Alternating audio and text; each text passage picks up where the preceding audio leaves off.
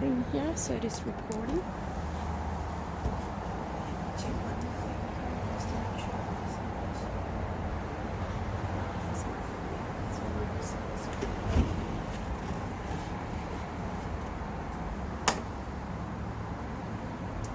So this is Dee, the founder of Dee Health and Fitness and the author of the book Happy Naked. I'm a personal trainer. I'm an energy worker as well, or you can call it a healer. And I also have a degree in computers. My mission is to share the naked truth through taboo conversations that will allow you to elevate your intimacy, your relationships, your health, and your fitness life. So please follow me on Facebook, on IG, on Instagram, and you can find me as Dee Mago and Happy Naked. Or if you go to Facebook, you can find me as Naked Fit, and then you will see all the fitness programs there. Today, I want to introduce you to this wonderful person that I have next to me. Lorraine was diagnosed with cancer at 36 when health, or regaining her health, got pushed to the forefront of her life. During her 14 years gracing the door of the cancer center, she started taking courses in alternative health. At age 51, Lorraine went back to school full-time to get designation in CHN certified in holistic nutrition. She continued learning with German New Medicine, Reiki Master, extended nutritional courses, metabolic balance, coach the Buteyko Breathing educator as well, and the most recent certified whole life coach and Wolf non-surgical practitioner. And you will hear all about that as well. Lorraine is a firm believer that the body has the ability to healing when given what it needs. She is passionate about guiding others to make changes, regain health, and live a fulfilling life. The most health conscious people know in order to nourish the body properly, you need to be eating good quality food. They also want good clean water to keep the body properly hydrated. You all know that, right? But breathing, even the most health conscious people take it for granted. Can you relate to that? I hear this all the time. I'm still here, so I must be doing that right. I'm sure you have told that yourself. Without breathing, we would perish in 3 to 5 minutes. Your breath is the most potent tool you have to enhance your physical, emotional, and spiritual health. We breathe 20 to 30,000 times a day. The way we breathe affects every cell in the body, either negatively or positively. What if you were told you could influence over 100,000 miles of blood vessels and arteries simply by breathing? Wow! You could enhance the amount of oxygen that is delivered to every cell, open up the congested nose, open up the lower airways, achieve a state of calmness from a state of anxiety. Your breathing as a child will determine your facial growth and development for the rest of your life. I'm sure you have never heard that before. So, the more breathless you become, the less oxygen is delivered to the tissues. How you breathe affects every cell. Oh, I already said this. So, Breathe Away teaches Buteyko Breathing, restorative breathing, which is about tapping into the body's natural ability to heal, something as simple as breath.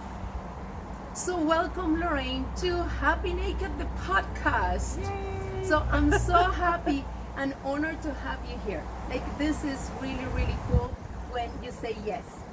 And so what I would like to know first is, where are you from? And what is your hometown right now? I'm from, well, I grew up in Manitoba. Okay. The fourth child of 8. There was 10 years between the oldest and the youngest, and we were really close. We were a very close family, and I was number 4. Wow. Yeah, and my husband and I moved to Alberta. We moved into the Bray Creek area actually when our kids were quite young, and we had 4 children. And about 14 years ago, we moved right into Calgary.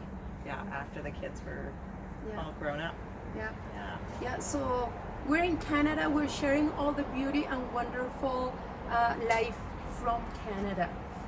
And so you have one of the conversations that we had earlier. It is we're talking about emotions, right? So based on what I just read, okay, breathing is really, really important.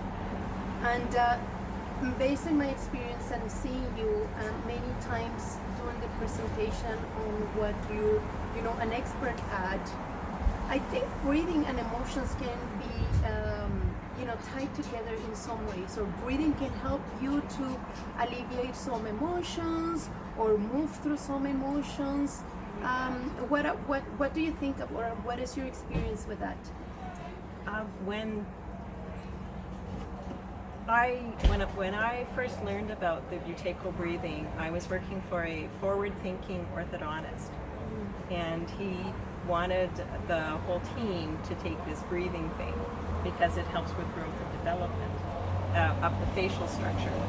And I remember thinking back then that I knew how to breathe and I didn't need this information, but I was the lead assistant in the back, so I had to set an example for all the young girls. I was the old lady working there.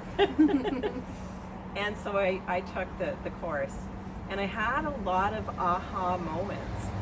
Like, I thought I knew what I was doing as far as breathing goes, and I really had no clue. I had a lot of sinus issues, and taking this breathing course got rid of the sinus issues. Wow.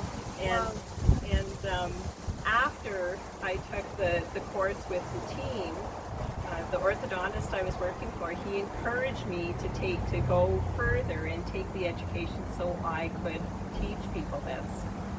Yeah. And I was all set and ready to take the course, and about a month before that, one of our sons committed suicide.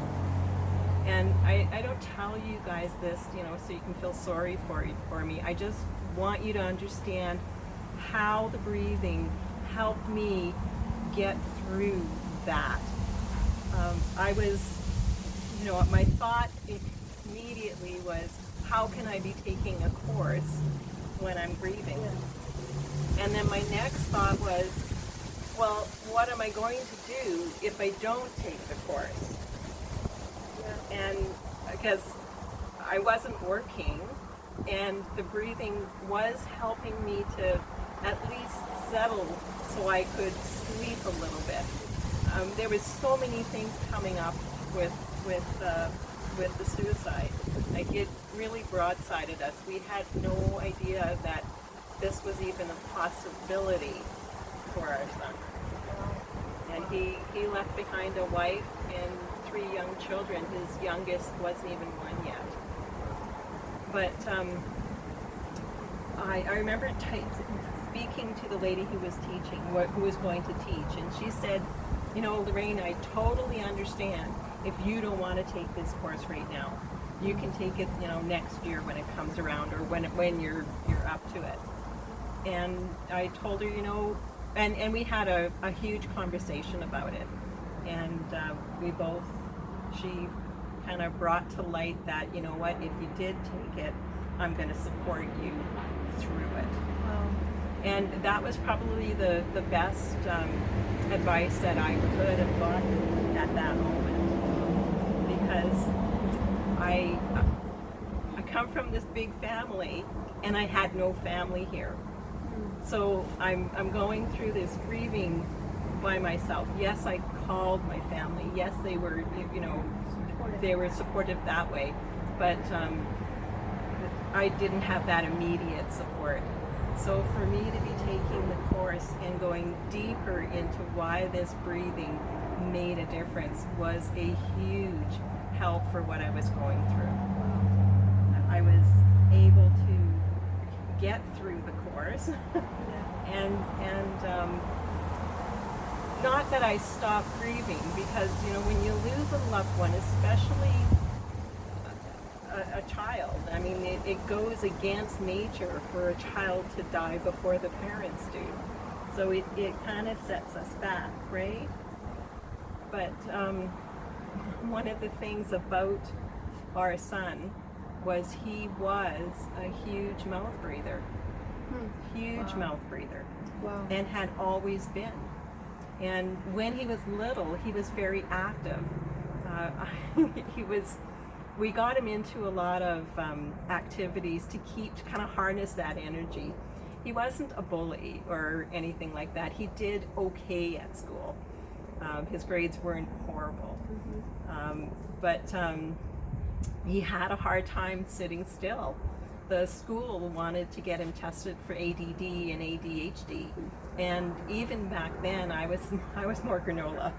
Yeah. I didn't want them to be stamping a label on him. Yep. So I did research. I mean, there was no computers back then when he was little. The books. Yeah, I know. Encyclopedia. So I'm in the library. I'm talking to people, and the only thing I could find back then, because I had taken him to the doctors, and they had said, well, it's not a full-blown allergy. It's something else. So really, it's just something. He's got a runny nose. That's the only thing they noted, was he's got a runny nose. And so what my research found out was that chemicals and food coloring. Yeah. So I got rid of anything that had food coloring, and I started looking at absolutely everything that I was bringing into the house, and started very minutely getting rid of chemicals. But I had no idea about flour and dairy. Yep. And the impact. And the impact, yeah. There's a lot of books that you can read on how gluten intolerance can affect your mental health. It is crazy how everything is connected. Yeah. Right? So, I just, when he took his life, it never even dawned on me that he was struggling with this breathing problem for all of his life. I remember his wife phoning me one day and asking if there was any people in our family that were bipolar. And I said, no, not that I know of. And after he had committed suicide, we found out that he was on medication for bipolar. Was he? Yeah. And his wife didn't even know? Well, his wife knew, but nobody told us. Nobody told us. Wow. So for the breathing, especially if you've got kids at home, if they're restless, one of the things that I noticed with our son was, like, I go to wake him up in the morning, and his covers were everywhere. He was a restless sleeper. I'd ask him, how did you sleep? He slept well, thought. Yeah. But he was a very restless sleeper. The sheets were all over the place, and quite often his head was off the edge of the bed. Whoa. So he was trying to open up that airway. Unconsciously. Yeah, unconsciously. Wow. Yeah. That's crazy. Yeah, and he was, like I said, we harnessed that extra energy, that adrenalized energy that he was running on. And because when you're mouth breathing, you are connecting to that sympathetic nervous system, which is our fight or flight. And when you're doing it all the time, it's adrenaline that you're working on. So your adrenaline dictates your thyroid to produce more hormones. So, there's a cascade of things that start happening when you're not breathing properly. If you're constantly being charged with that adrenaline and cortisol, it is going to tax your thyroid. And you could go to the doctor and maybe have hyperthyroidism because your thyroid is doing this and it's trying to catch up, right? Yeah. Or maybe you go to the doctor when your thyroid is so taxed it can't keep up. Well, now you got hypothyroidism. But it's all stemming from the same thing. that adrenaline and cortisol that we're running on. And where was I going with that? That's all good. I went down a rabbit hole. No, that's okay. But even when we're in that fight or flight, we get a surge of glucose running through our body because we're supposed to get that, right? So that we can run and fight and utilize that energy. But if it's happening constantly, we're constantly getting that, well, what's happening to our insulin? Yeah.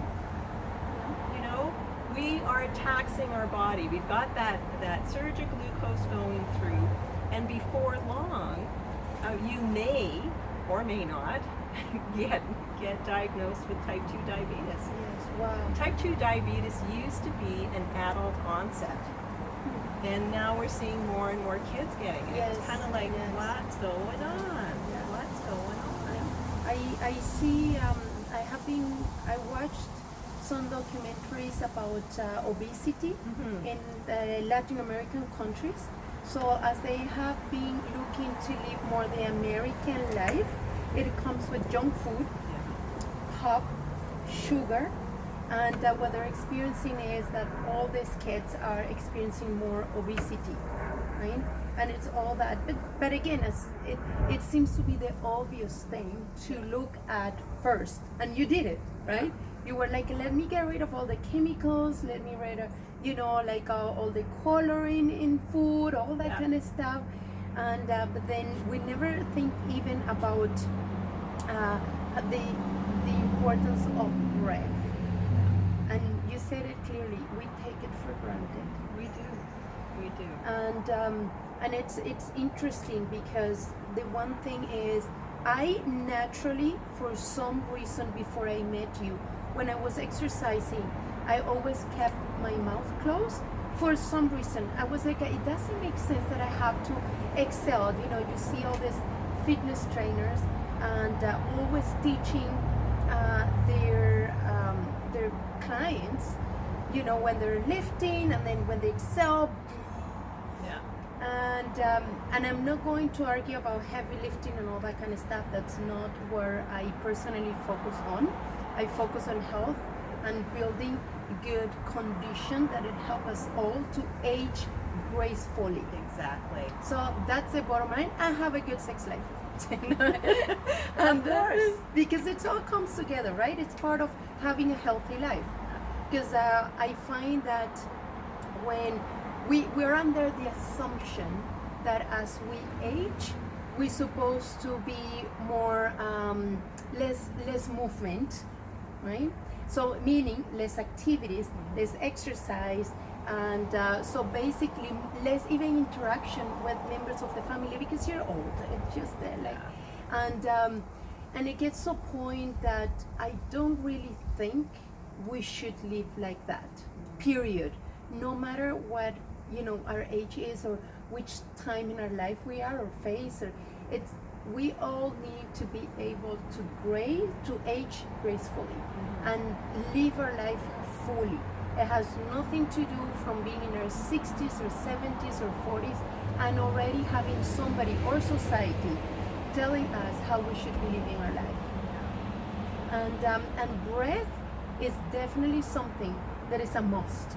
It is, and most of us don't put the same precedence on it. Yeah. Like most of us, we're all concerned about we're getting better at, looking at what we're eating. Yes. And we know that we need the hydration, but very few people are looking at the breath. Yes. And it should be first and foremost. Go ahead. When you can slow your breathing down, when you can nose breathe only in and out, when you can use that diaphragm. That diaphragm is meant to bring the air down to the lower parts of the lung. Most of us, especially women, we hold our belly in. Mm-hmm. We're upper chest breathing. Bodybuilders, they're holding everything in. Yeah. Sorry, bodybuilders, but you're holding all your muscles tight. You're not breathing properly. Yeah. Smokers, they're not breathing properly. There is, I would say most people nowadays, because we're in this constant go, go, go, go, go, go, go. We never stop to come back right here and check in with our breathing. And our breathing connects body, mind, and spirit. So you want a better connection with your body? Slow your breathing down. You know, we get these aches and pains and we push them off. I was 36 when I got diagnosed with cancer. I was a go, go, go, go, go mom of 4 kids, working full-time, doing my husband's books. And if somebody asked me to do something, I would say yes, pick me, because somehow I had 28 hours instead of 24. Yes, exactly. I could do it because I would stay up late. Yep. I never knew that it was affecting my overall health. I thought I was doing the world a favor. I was doing the world a favor, but I wasn't coming back here. Yes. Yeah. I wasn't honoring, I wasn't respecting, trusting, forgiving, loving this body that I'm running around in for the rest of my life. How important is that body? There is something really, really important with what you're saying, and I can see it's not my. I personally cannot relate to that up to a point, okay? Because I think the issue goes down to boundaries. And I was taught since very little, my grandma, which is the person I grew up with, my mom had to work, my mom is divorced, and then she has to work to provide to me and my sister. And then what happens is, my grandma is a very, very strong individual. And the one thing that my family have very clear is boundaries. I never had issues with that. However, when we become moms, that changes. It does. It just changed completely. And even though that I have boundaries very clear, and I can also relate in some ways, because as a mom I understand sometimes how we can compromise ourselves because of somebody else, right? But definitely boundaries, it is a very, very key component when it comes to anything in life. And I think a lot of us fall into the trap. I find that when we come to stereotyping, I find Canadians not respecting their own boundaries, because as a culture, it's a pleasing culture in general, right? And because it's all about, and I think that's why Canadians are well known for being nice. Well, it's true. And everybody loves Canadians.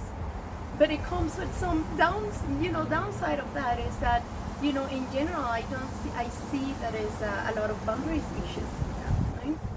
So going back to breathing, what I would like to know before we close here, it is, how do you think mouth breathing or poor breathing in general, it can be affecting our emotions? Well, when we have anxiety. I am anxious. What am I anxious about? Because there's something I'm thinking in the future. Even depression. Depression is something I'm thinking about the past. Yeah. But really, all we have is the here and now. And nobody can predict the future, and we can't change the past.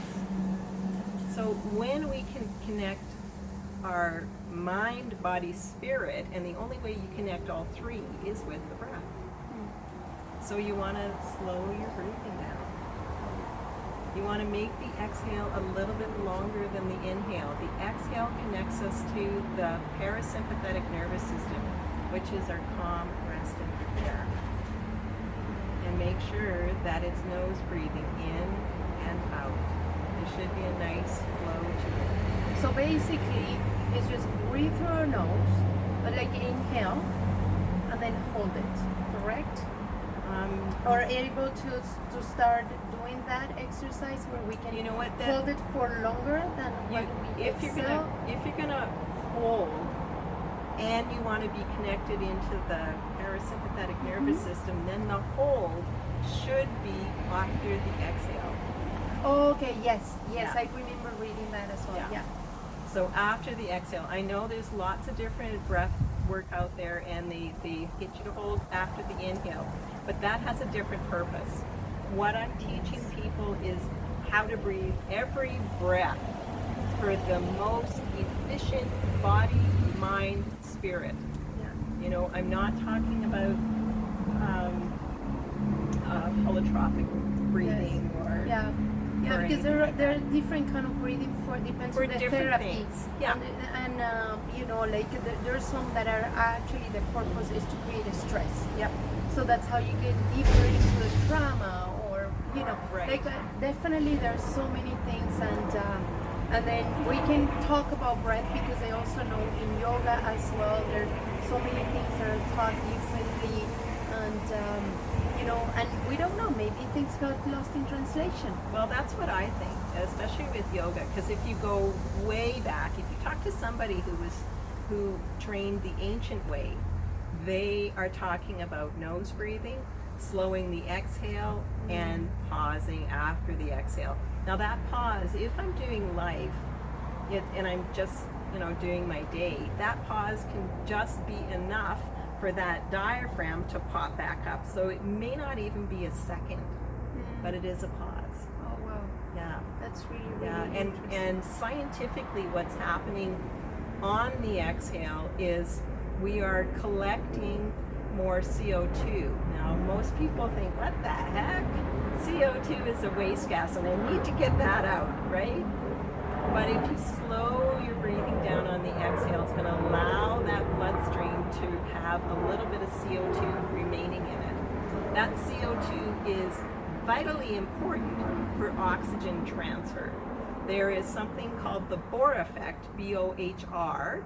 It was discovered in 1904 by Dr. Christian Bohr, and it states that oxygen transfer only happens in the presence of CO2. So the oxygen actually rides on the red blood cell in the veins and arteries. And if there's not enough CO2 floating around in the blood, the bond is too tight and the oxygen doesn't offload properly. Yep. So now we're talking about something that's systemic. Yeah. It's the whole body. Yeah. You know, so Yeah. these little hacks, well, I'm not even going to call them hacks because It's nature. yeah. It is nature. It's what it's designed for. Yeah. Basically. There was a book written, published in 1872, I believe, called "Shut Your Mouth and Save Your Life" by George Catlin.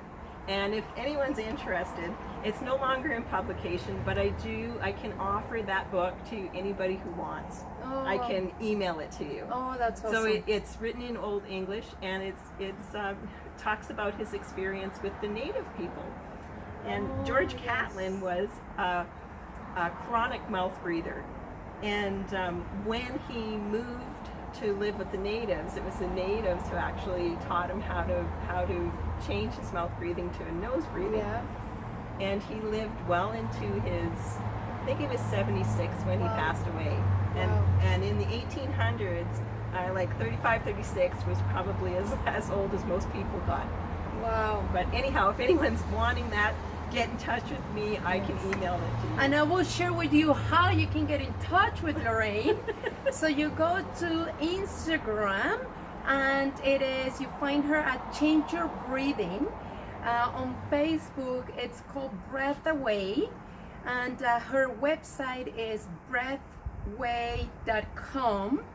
And you can also look for her on LinkedIn under Lorraine Clifford. I will share all those details as well in the description. And please, you can email her as well at LorraineYClifford@gmail.com. And she's super happy to offer you a free consultation. So connect with her. As you can see, she's a fountain of information and knowledge. And I think all we shared today was a tiny little bit of all the things that she can help and support you in every way possible.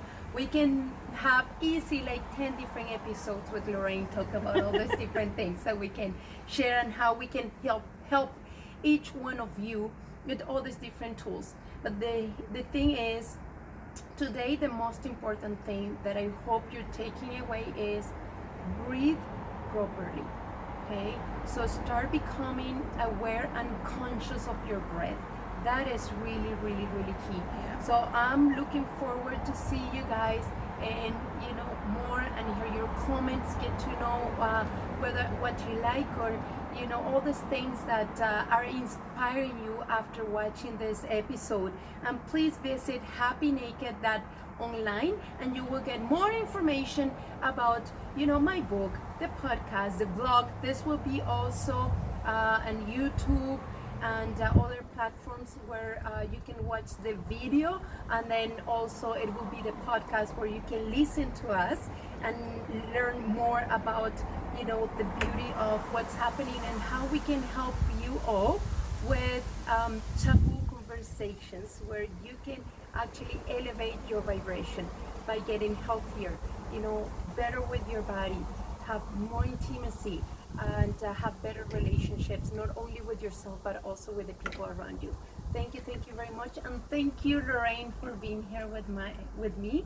I really, really appreciate that you say yes. You So bet. thank you. And I appreciate all that you do to help all these beautiful people out there. I mean, we need to get healthy. We are in a predicament. Yeah. We need to get healthy, and there's so many ways you can do it. And this beautiful body that we're walking around in has everything you need. Yes. All you need to do is give it a few other little bits, and the breathing is one. Yes, yeah, definitely. So we'll keep talking. We'll keep having amazing conversations. So thank you very much. Thank you.